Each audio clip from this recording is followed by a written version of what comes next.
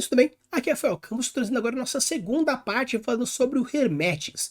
No episódio passado a gente falou sobre as primeiras 4 letras pra gente deixar um pouco, não um vídeo muito gigante, porque no primeiro vídeo deu 30 minutos e nesse vídeo também vai chegar mais ou menos nisso, então pra vocês não terem um vídeo de 1 hora ou até um pouco mais falando sobre o Hermetics, que eu quebrei ele em 2 partes, beleza? Então, nesse vídeo nós iremos conversar um pouco mais sobre esse passo a passo até o final. Gostou dessa ideia? Então sim, bora!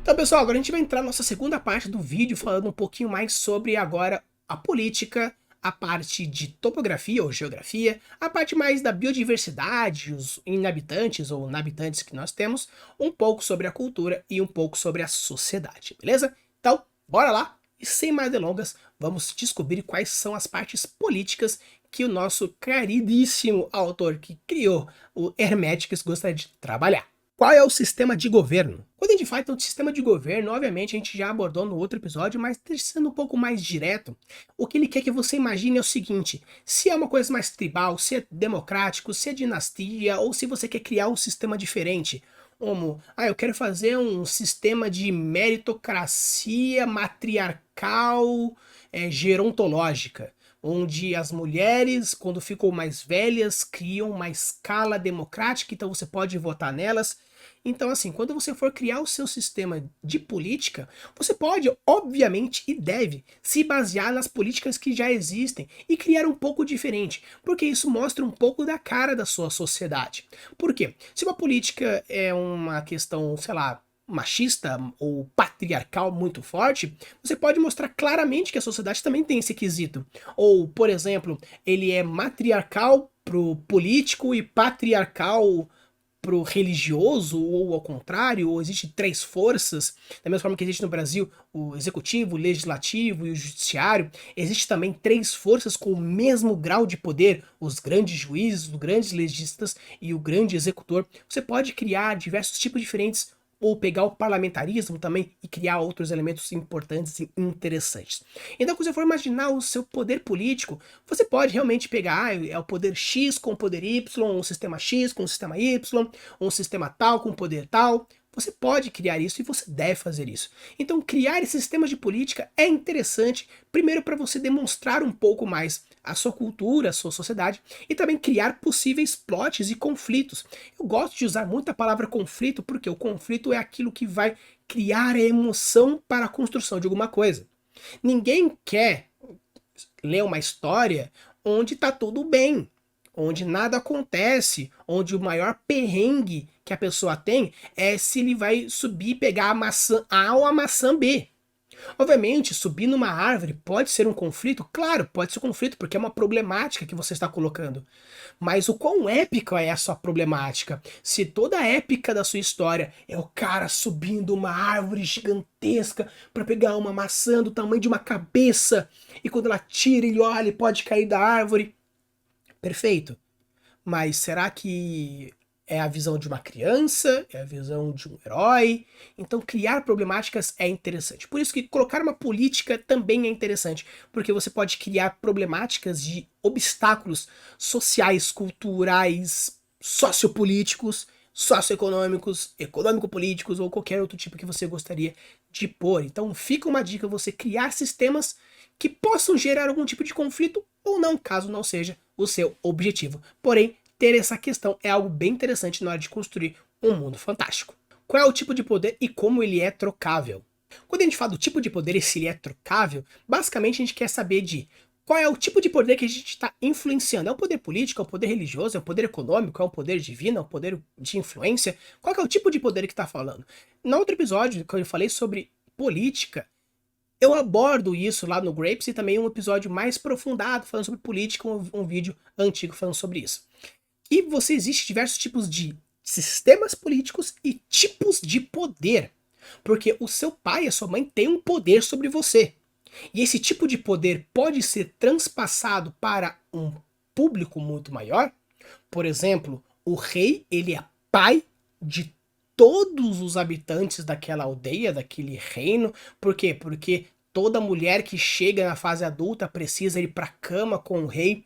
Então todos os filhos serão filhos do rei. E por isso ele tem um poder em cima dele, de um poder de pai. Por que não? Então, quando você for criar o tipo de poder dentro do seu sistema, é algo interessante de você colocar isso também. E se ele é trocável? O trocável não seria tipo, é uma revolução que a democracia vira parlamentarismo, a democracia vira ditadura, ditadura vira democracia. Pode até ser. Mas ele quer saber mais a questão da sucessão. Porque as sucessões são mais fáceis de trabalhar do que revoluções. Claro, se a sua história for uma história de revolução, esse é o parâmetro, esse é o conflito. Mas, se por acaso você quiser construir algo um pouco mais simples, dentro, até mesmo utilizando o padrão histórico do vídeo anterior, do primeiro tópico, você pode falar assim, um rei passou para esse, que passou para a rainha, que passou para outro rei, que passou para a rainha, rainha, rainha, rei, rei, rei, rainha. Então você pode ir falando essa sucessão entre um e outro. Então, quando a gente fala sobre o poder político, é interessante você imaginar também as sucessões para criar possíveis golpes, possíveis tramas. Até mesmo quando você mostra no Senhor dos Anéis que existe a sucessão de um rei para o outro, que o filho pode ser bastardo ou não, e acontece toda a revolução. E com isso, um grande levante, e a história do Retorno do Rei, até mesmo o último filme, é algo bem interessante, bem legal, por ter esse conflito da sucessão política. Então fica aí essa minha dica dentro dos perfis políticos para a construção do seu mundo fantástico. Como se criam leis? Da mesma forma que eu falei no outro vídeo, você pode pensar em como elas criam as leis e como são as leis. Obviamente, caso você já não tenha visto o vídeo anterior, veja o vídeo falando um pouco mais sobre isso, e também veja o podcast que eu fiz com o Lucas falando sobre essa questão. Também tem um vídeo falando sobre legislação um pouco mais direto, também fica aí como sugestão para vocês assistirem. Mas a questão das leis, o importante não é como a lei é feita, mas sim é interessante o que ela faz. Claro que pensar em como a lei é feita também é interessante caso você queira colocar no seu conflito. O seu conflito que é um rei começou a fazer leis doidamente, ou o legista ficou louco, ou o rei influencia o legista.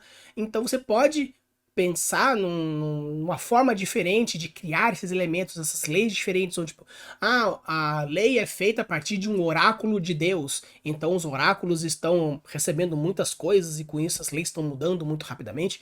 Mas o mais importante, acredito eu, que seja você pensar nas leis em si. E caso você queira construir um conflito, obviamente, pensar em como elas são feitas e por isso fazer essas questões.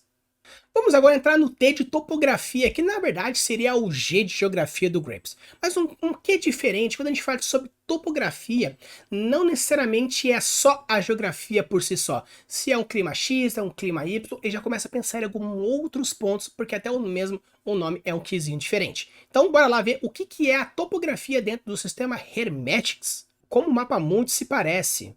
Então quando a gente fala sobre mapa-mundi, é um pouco diferente de você apenas definir qual é a questão, se é a geografia A, B, C ou D. Por quê? Existe uma coisa muito importante quando a gente fala sobre cartografia, que os tipos de mapas, composição de mapa, estilo de mapa, posição de mapa, representa muito dentro de uma cultura e de uma sociedade. Por exemplo, se nós formos pegar o nosso mapa-mundi mesmo, que o planeta ele é uma bola, então você pode representar ele de diversas formas diferentes.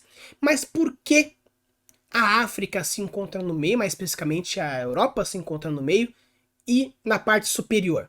Porque os primeiros mapas mundis foram construídos por europeus, então eles precisavam estar no centro do mundo, na parte superior do mapa. Então eles são o centro do mundo, porém superior a todos, por isso que eles se encontram nesse meio. Então muitas culturas colocam a sua terra, o seu ponto, na parte principal. Algumas culturas que acreditam que existem monstros ou criaturas, colocam monstros e criaturas nesse mapa. Então, você pensar no mapa, você também vai estar pensando na cultura.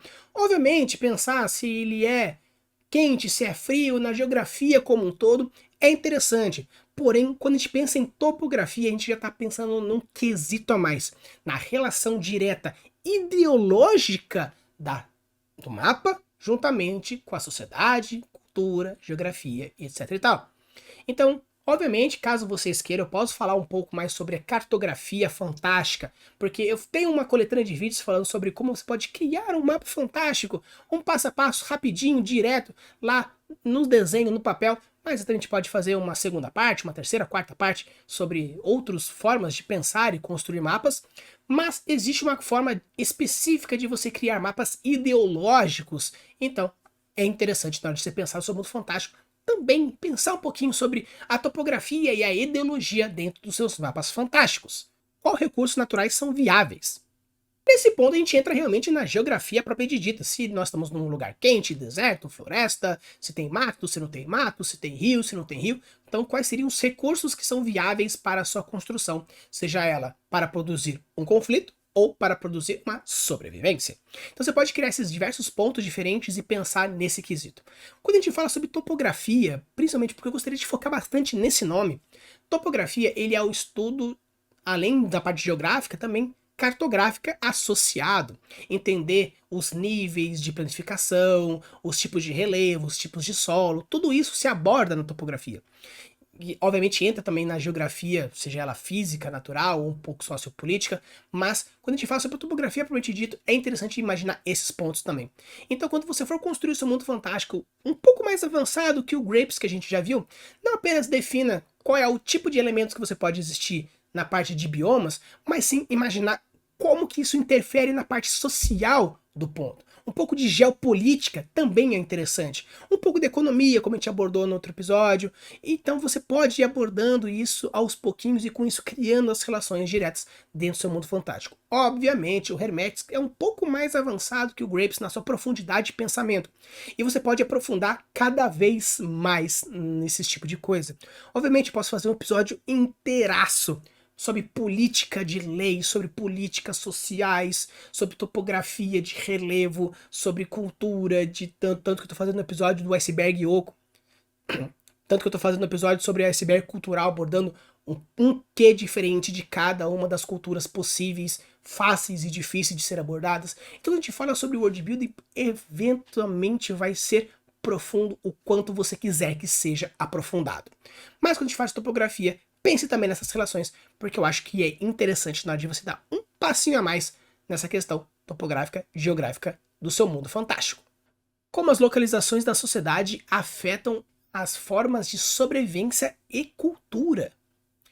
Então, quando a gente fala disso, você não vai encontrar, por exemplo, uma cultura de deserto no frio, uma cultura de floresta na cidade. Obviamente você pode encontrar, claro, porque sempre é possível, mas o importante é você imaginar. Quando uma cidade surge, quando uma cidade ela aparece, aquilo que está no seu ambiente, que está à sua volta, interfere diretamente, com isso vai mudando aos poucos. Uma cultura, obviamente, que migrou de uma região chuvosa para uma região seca, mesmo que eles tinham anteriormente uma cultura de gastar água pra caramba, agora estão no deserto. E futuramente, com o tempo, essa necessidade se torna uma característica biológica, social, cultural daquela cultura, daquela região. Então, você imaginar de qual forma aquela localidade interfere na cultura, na sociedade, na economia, é algo interessante. Porque isso vai dando robusteza para a sua cultura e para a sociedade, que são os próximos pontos.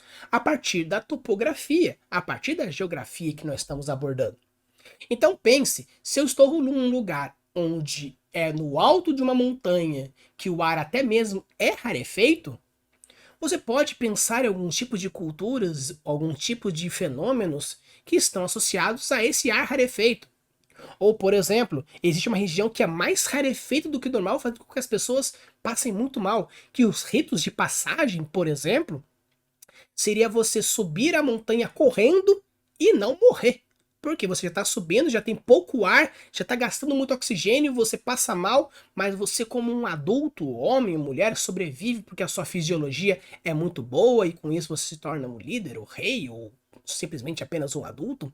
Então pensar como a localização da sociedade interfere na sua sociedade e na sua cultura é bem interessante, principalmente nesses extremos. Pense, se você vivesse em tal lugar X, o que poderia acontecer?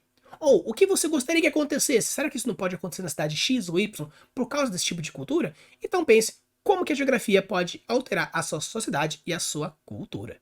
Então, pessoal, vou parar aqui o vídeo novamente aqui no meio, porque nós estamos chegando a quase os 1.000 inscritos e eu preciso da sua ajuda para chegar nesses 1.000 inscritos. Então, se você é aquele que ainda não se inscreveu, se inscreve, deixa o like, compartilha pra galera, porque chegando nos 1.000 inscritos, a gente vai poder fazer muitas outras coisas interessantes. Mais lives, mais conteúdos, mais participações, algumas outras collabs que podem surgir por aí. Eu preciso da sua ajuda para isso, então deixa o like, compartilha o vídeo, manda para um amigo que é fã de world building, ou aquele que quer adentrar no mundo do mestre da escrita e com isso precisa desenvolver um pouco mais o seu próprio cenário. Mande aí os vídeos pra galera saber um pouco mais. Gosta de LoL, gosta de joguinhos, gosta de séries, gosta de desenhos? Manda também aquele vídeo específico que fala sobre aquele assunto e traga aí o seu amigo para o mundo do world building. Fez isso? Show! Então bora lá e vamos encerrar e meter com pau os tópicos faltantes para a construção do Hermetics. Então agora eu vou mostrar no ID Inhabitants, ou habitantes, onde a gente vai trabalhar a biodiversidade do seu mundo. Então bora lá, porque é um que é interessante, principalmente porque o biólogo que mora dentro de mim gostaria de desenvolver um pouco mais com vocês. Então vamos ver o que ele quer dizer com biodiversidade. Quantas raças inteligentes vivem no seu mundo? Esse tópico é mais para as pessoas que gostam de fazer uma alta fantasia, ou um sci-fizão, ou uma fantasia científica. Por quê? Nós estamos falando de culturas inteligentes. Culturas inteligentes, nós estamos pensando em criaturas que pensam. Seriam, por exemplo, ter mais do que um tipo de humano, ou mais um tipo de raça inteligente. Porque quando a gente fala sobre etnias diferentes, beleza, é o branco, é o negro, é o pardo, é o asiático, é o aborígene. Nós temos diversos tipos de etnias diferentes. Mas quando a gente fala sobre raças inteligentes, seria, por exemplo, se dentro da raça humana, dentro do mundo onde tem a raça humana dominante, os cavalos também são seres pensantes, será que seria fácil a gente montá-los? Ou teria que ter uma troca consensual, da mesma forma que você pede permissão, você criança, pede permissão para um adulto andar de cavalinho nele? Teria que ter um pedido de permissão, algum tipo de coisas diferentes? Então, na hora de você pensar na sua raça inteligente, pense, essas raças inteligentes vão interagir com os humanos entre si? Então imagina quantas são, o quanto são, é algo importante para a sua biodiversidade, porque você vai criar conflitos demais, tanto para a sua cabeça quanto para a sua história. Por quê? Porque se um tipo de humano é superior a outro tipo de humano, fazendo com que um se torne Homo neanderthalis e o outro Homo sapiens, e com isso existem graus de diferenças de humanidade, graus de diferenças de inteligência, pode ter conflitos? Podem ter conflitos. Como será o conflito ético-moral entre um e outro? Aí é algo importante de você pensar dentro do seu mundo fantástico.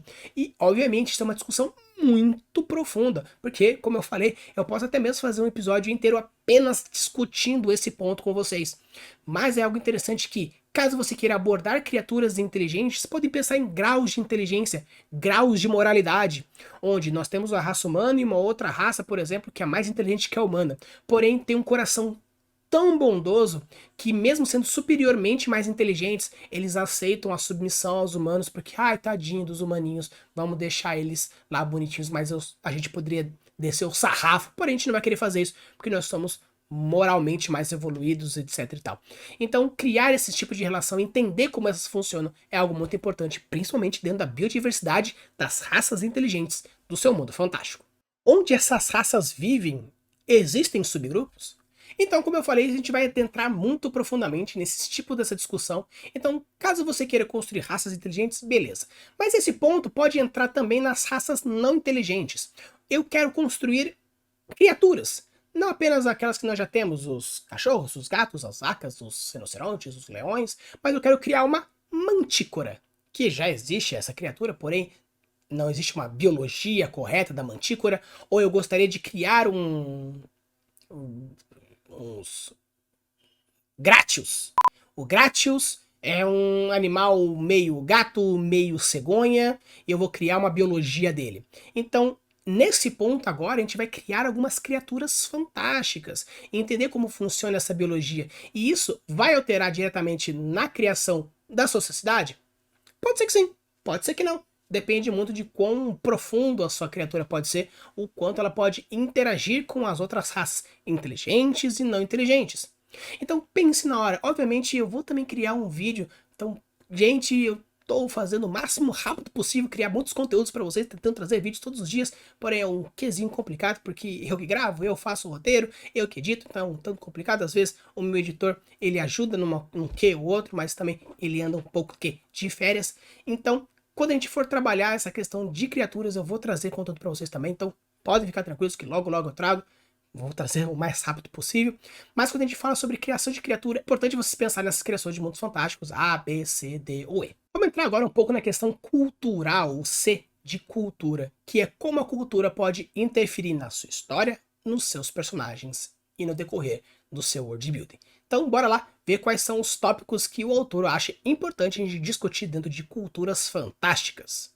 Qual que é o ponto mais importante da cultura e qual é a grande diferença entre as culturas? Quando a gente fala sobre pontos importantes e diferenciação, estamos basicamente falando de gênios loci, beleza? Quando a gente fala sobre gênios loci, estamos trazendo a essência, o ponto principal daquilo, onde a gente pega basicamente 3 palavras e define aquilo que você quer dentro dessas 3 palavras. Então, caso você queira utilizar sinônimos para culturas diferentes, ou até mesmo as mesmas palavras para criar algum tipo de conexão entre culturas, ou separar demais as culturas, por quê? Porque quando a gente fala sobre cultura, você pode ter culturas diferentes com mesmos rituais, tendo objetivos diferentes, ou até mesmo objetivos iguais, ou para o mesmo objetivo ter rituais diferentes, é algo muito subjetivo para aquele grupo de pessoas. Como, por exemplo, dentro da minha própria casa, tem pessoas que valorizam o aniversário como se fosse o evento mais importante do ano. Tem pessoas que não valorizam o aniversário nesse mesmo ponto. Para mim, o aniversário simplesmente é uma data que foi consignada na hora que você saiu dentro da sua mãe e foi marcado, e com isso você fez um ciclo de um planeta em volta de uma estrela, e com isso categorizou com um ano de vida. Para minha mãe, por exemplo, é a data mais importante porque é a data de nascimento dela, porque ela é um indivíduo único dentro de um planeta gigantesco. Então, existe a concepção de aniversário dentro da minha própria casa de diferentes tipos diferentes dentro dessa percepção. Então, grande parte da cultura pode ter uma grande diferenciação dentro de casa, dentro da região, regiões diferentes, em países diferentes. Então, essa relação diversa das culturas é algo interessante e é algo muito importante na hora de você construir.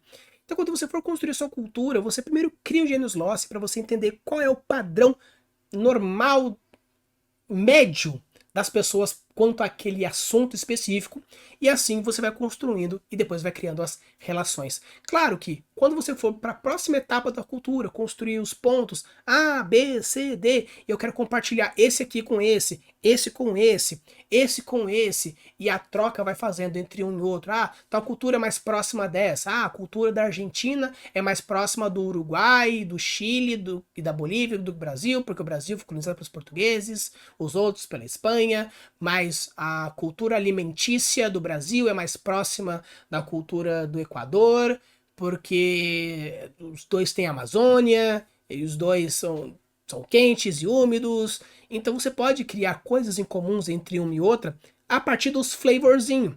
Ou você pode criar realmente culturas muito parecidas com o que diferente, porque foi uma questão de colônia. Ah, a cultura portuguesa é parecida com a cultura brasileira, mas com o tempo o Brasil foi mudando alguns elementos diferentes, porque foi se tornando independente, foi se tornando um pouco mais autoral culturalmente, mas existem diversos outros elementos que puxam dessa raiz antiga.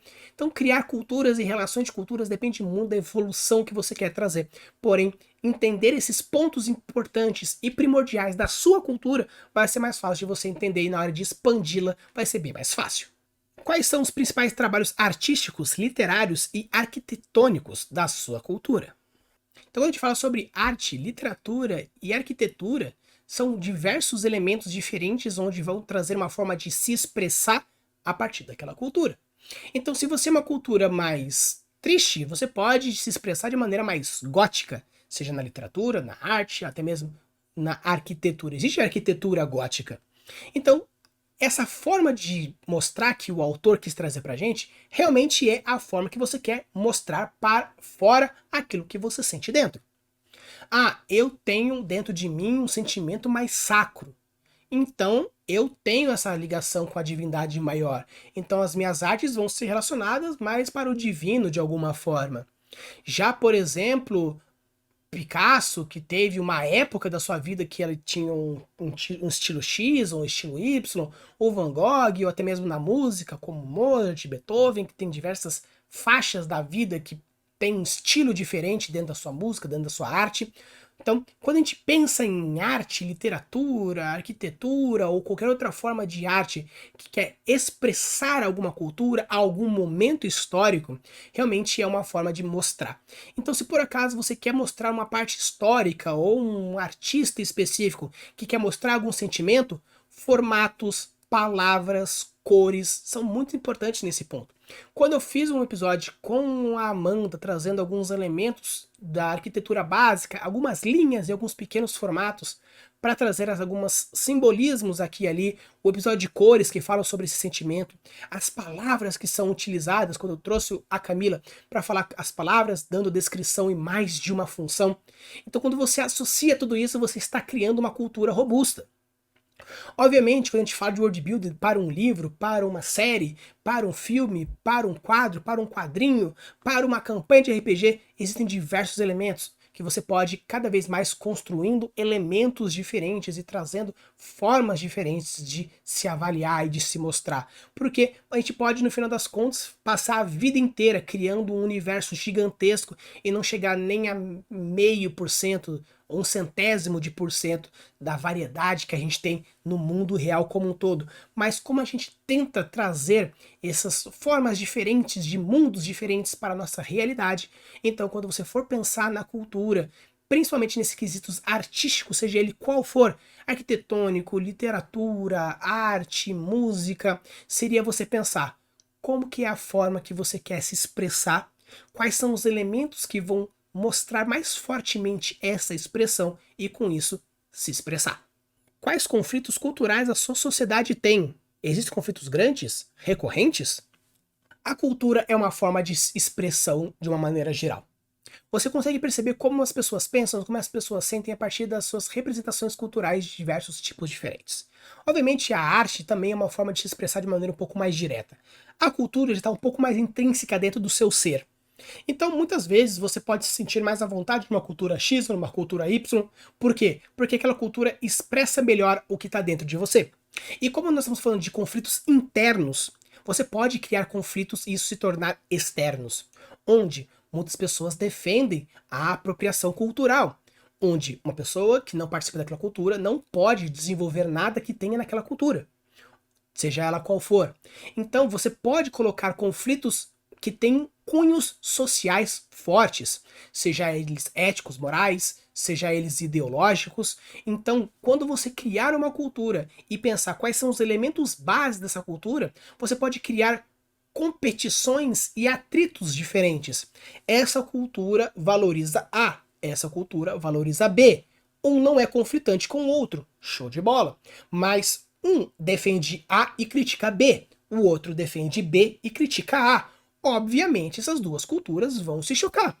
Por quê? Porque uma cultura defende o que o outro diminui. Então é óbvio que isso vai ter um choque diferenciado. E você pode criar choques diferentes a partir de culturas até realmente muito próximas. A gente brinca que o Brasil e a Argentina são rivais do futebol. Dentro da cultura brasileira, nós valorizamos o futebol. Dentro da cultura argentina, eles valorizam o futebol. Então, toda vez que a Argentina perde, o Brasil fica feliz. Quando o Brasil perde, a Argentina fica feliz. Então, nós estamos criando conflitos culturais que não necessariamente precisam ser bélicos ou de uma forma tipo tão avassaladora, mas vira um bullyingzinho, uma piada, um atritozinho aqui e lá, falando aquele outro. Tanto que uma vez eu fui para o Chile viajar e o nosso fotógrafo, ele era argentino. Aí quando o fotógrafo saiu para ir no banheiro, o nosso guia, que era chileno, tinha diversos outros países da América do Sul dentro do próprio ônibus. Aí o guia perguntou para todos: então galera, levante a mão quem é aqui gosta de um argentino. E só uma moça lá do fundo levantou a mão. Aí o guia perguntou: moça, por que você gosta de argentinos? Aí ela respondeu: porque o meu filho é o fotógrafo. Aí ele brincou: então realmente só as mães dos argentinos mesmo para gostar dos argentinos. Então existe diversos tipos de conflitos que vocês podem fazer, tanto por um ar mais sádico, mais cômico, ou um ar um pouco mais realmente de brigas territoriais, raciais ou diversos outros pontos, culturais. Então criar esses conflitos que podem ser recorrentes ou não é algo interessante, porque como eu falei, no futebol é recorrente, toda vez que você brinca com um com o outro, você pode até exagerar. Tanto que a galera fala aqui, os brasileiros que possuem amigos argentinos e brincam com eles na questão do futebol, rola apenas uma tretinha. Mas já tem muitos casos de brasileiros sendo violentados por argentinos e vice-versa por causa do futebol. Então você pode criar diversos elementos e diversos tipos de conflitos diferentes, utilizando como culturas, seja elas esportivas, culturais, raciais, religiosas e etc e tal. Quais são os efeitos que ela pode ter no mundo? Tem algumas culturas que elas são mais abrangentes do que outras, seja ela por nível de globalização, seja ela por causa de conquistas, colonizações. Então, mesmo que a gente não seja colônia dos Estados Unidos, muitas vezes a gente tem algumas pessoas têm um perfil consumista americano. Apesar do Japão não ter sido colonizado pelos Estados Unidos, a partir da Segunda Guerra, os Estados Unidos ajudou o Japão a crescer novamente depois da bomba atômica. Então muitas pessoas mais jovens gostam dos Estados Unidos e vivem um padrão um pouco mais americano. Ou até mesmo na questão de colônias, como por exemplo a Irlanda do Norte, que ainda é colônia britânica, que tem um perfil muito parecido com os costumes culturais da Inglaterra.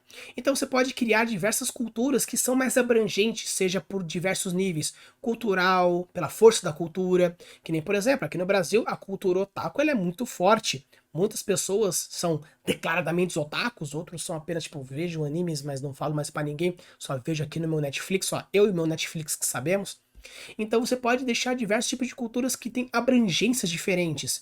Então, dependendo do tipo de cultura que você quer fazer, o tipo de poder que aquela cultura pode causar, ou aquela cidade pode causar, é interessante você criar esses tipos de globalizações e alguns conflitos diferentes, como uma cultura, uma população, uma sociedade é um pouco mais conservadora, então é contra a globalização, outro pensa na globalização como um bem maior e com isso vai se expandindo loucamente. Então são diversos elementos diferentes que vocês podem ir pensando na hora da construção da sua cultura, porque ela pode sim interferir em outras, criando algumas quimeras, né, alguns mistos entre um e outro, ou conflitos da batalhas culturais entre um e outro.